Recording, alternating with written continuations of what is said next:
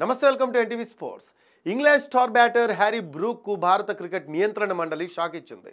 2 ఏళ్ల పాటు Indian premier లీగ్లో ఆడకుండా నిషేధం విధించింది. బ్రూక్ వరుసగా రెండో ఏడాది ఐపీఎల్ నుంచి తప్పుకోవడమే ఇందుకు కారణం. బ్రూక్పై నిషేధం ఐపీఎల్ 2025 నుంచి అమల్లోకి వస్తుంది. ఇంగ్లాండ్ బ్యాటర్ 2027లో మరలా ఐపీఎల్ను ఆడొచ్చు.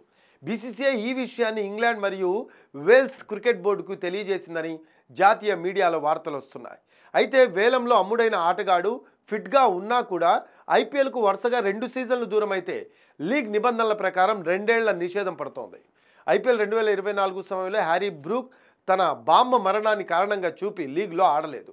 ఈ ఏడాది తన జాతీయ జట్టు భవిష్యత్ సిరీస్లను దృష్టిలో ఉంచుకొని ఐపీఎల్ నుంచి వైదొలుగుతున్నట్లు తాజాగా ప్రకటించాడు. దాంతో వరుసగా 2 ఏళ్లు ఐపీఎల్కు దూరమయ్యాడు. అయితే ఐపీఎల్ 2025 మెగా వేలంలో హ్యారీ బ్రూక్ను 6,25,00,000కు ఢిల్లీ క్యాపిటల్స్ కొనుగోలు చేసిన విషయం తెలిసిందే. అతను లీగ్ నుంచి తప్పుకోవడం ఆ ఫ్రాంచైజీకి తీవ్ర ఇబ్బందిని కలిగించేది.